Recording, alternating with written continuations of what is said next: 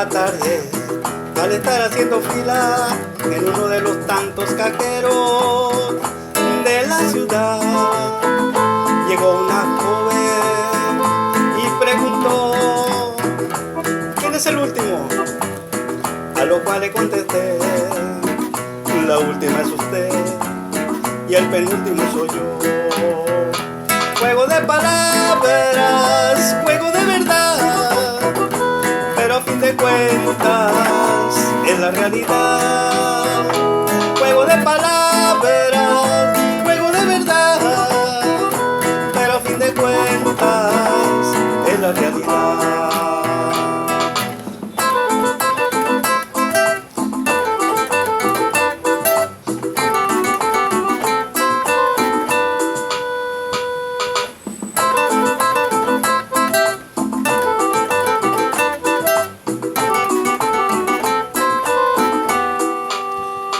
Son costumbres, hábitos o inculcaciones que son difíciles de dejar, pero nos guste o no nos guste, sea primero, último, penúltimo, es la realidad.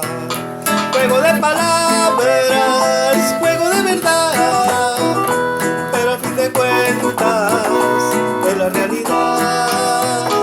Juego de palabras, juego de verdad, pero a fin de cuentas es la realidad.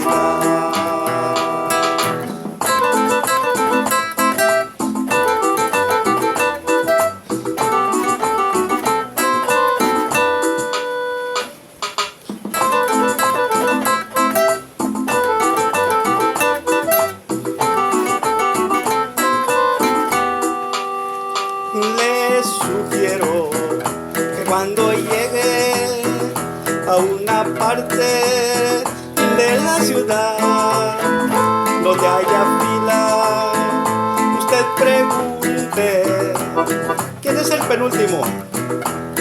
Porque el último viene siendo usted.